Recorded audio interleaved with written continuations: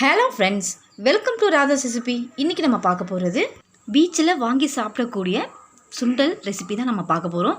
அதை நம்ம வீட்டில் எப்படி ஹைஜீனிக்காக செய்யலாம் அப்படிங்கிறத நம்ம பார்க்க போகிறோம். எப்படி செய்கிறதுன்னு பார்க்கலாம். நம்ம வீடியோக்குள்ளே போகிறதுக்கு முன்னாடி ராதாஸ் ரெசிபி சேனலை சப்ஸ்கிரைப் பண்ணிக்கோங்க. அப்படியே பக்கத்தில் இருக்கிற பெல் ஐக்கானை ப்ரெஸ் பண்ணி வச்சுக்கோங்க. அப்போ தான் நான் போடுற வீடியோஸ் உங்களுக்கு தினம் நோட்டிஃபிகேஷனோட வரும். சுண்டல் செய்ய ஆரம்பிக்கிறதுக்கு முதல்ல 250 கிராம் வெள்ளை கொண்டை கடலை எடுத்திருக்கேன். இதை சுண்டல்னு சொல்லுவாங்க. இதை 8 மணி நேரமாக ஊற விட்டு 4 விசில் விட்டு எடுத்திங்கன்னா இந்த அளவுக்கு மாவு மாதிரி வெந்து வந்துடணும்.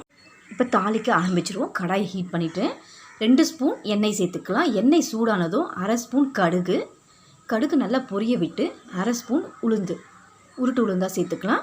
இது ரெண்டும் நல்லா பொரிஞ்சிட்டு இருக்கும்போதே 2 காஞ்ச மிளகாயை கிள்ளி சேர்த்துக்கலாம்.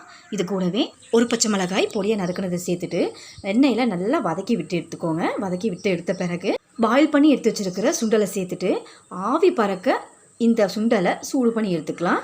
ஆல்ரெடி மிதமான சூட்டில் தான் நம்ம சேர்த்துருக்கோம். ஆனாலும் நல்லா ஆவி பறக்க சூடாக இருந்தால் தான் சுண்டல் சாப்பிடும்போது நல்லா இருக்கும்.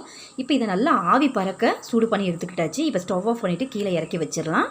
வச்சுட்டு இதுக்கு தேவையான இன்க்ரீடியன்ஸ்லாம் இப்போ சேர்க்க போகிறோம். முதல்ல ஒரு பெரிய வெங்காயம் பொடியாக நறுக்குனது இதை சேர்த்துட்டு இது கூடவே ஒரு பெரிய பத்தை மாங்காய் பீஸ் எடுத்து நல்லா துருவி எடுத்திருக்கேன். இந்த மாதிரி துருவி சேர்த்துக்கலாம். அடுத்ததாக பார்த்தீங்கன்னா ஒரு ஈனுக்கு கருவேப்பிலை பொடியாக நறுக்கினதை இதையும் சேர்த்துட்டு 1/2 கேரட்டை துருவி சேர்த்துக்கலாம். இப்போ இது எல்லாத்தையும் நல்லா கலந்து விட்டு எடுத்துக்கோங்க. கலந்து விட்டு எடுத்த பிறகு கடைசியாக பொடியாக நறுக்கின கொத்தமல்லியை சேர்த்து மிக்ஸ் பண்ணி விட்டோம் அப்படின்னா பீச்சில் கிடைக்கக்கூடிய அதே சுவையில் இந்த சுண்டல் உங்களுக்கு இருக்கும். நீங்களும் இந்த மாதிரி செஞ்சு பாருங்கள். செஞ்சு பார்த்துட்டு எப்படி இருக்குன்னு எனக்கு கமெண்ட் பண்ணுங்கள்.